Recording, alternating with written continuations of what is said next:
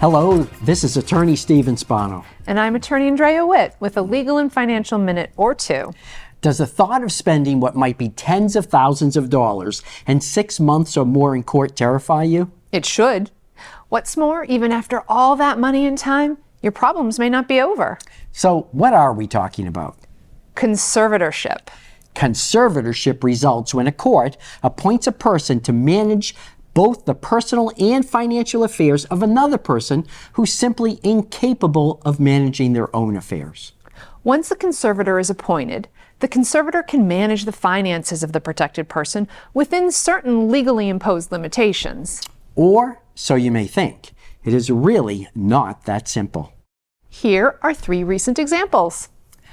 In our first example, the court appointed 2 conservators to manage the finances of a person that kept all of their money at Bank of America.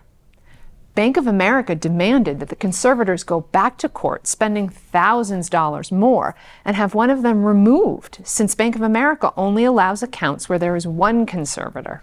And yes, that's ridiculous. And after communicating with Bank of America's own legal counsel, their own legal counsel recommended the conservators switch to a new bank which didn't have such ridiculous rules, and the conservators did do that.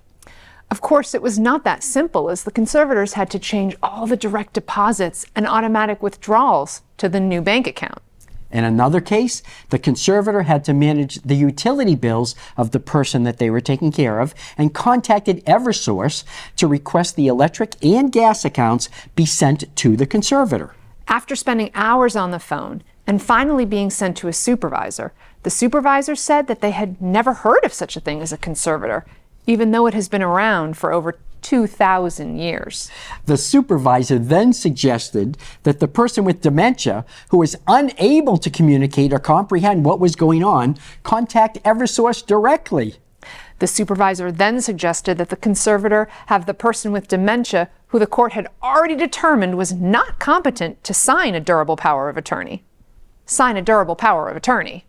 And in our third case, a woman's husband went into a nursing home and she had to get a conservatorship to access his IRA and pensions. She was so proud, as she had handled the entire court process herself, and it only took her 1 year. Unfortunately, she took all the money of the IRA out directly and then had a huge tax bill instead of having the funds transferred directly to her own IRA. And the house is still in his name. She can't sell it, even with her conservatorship. And if she dies first, the house will end up with a lien against the house, and the house value will be completely swallowed up by the nursing home costs. The moral to this story is to avoid conservatorship. How do you do that? Go to a specialized law firm. Have an expertly drafted durable power of attorney specifying your wishes and the powers you wish to give the person created for you. Join us for our next episode of a legal and financial minute or two. And remember, all legal and financial professionals are definitely not the same. Seek out an expert legal and financial professional to protect you and your family. We hope this legal and financial minute or two has helped you and those you love to protect your health, your assets, your income, and preserve your way of life. If you have something you would like us to address in one of our segments, or have any questions on this or any other legal or financial topic, feel free to call or text Spano, DeWicki, and Witt at 781-231-7800 or email us at help@spanodewicki.com.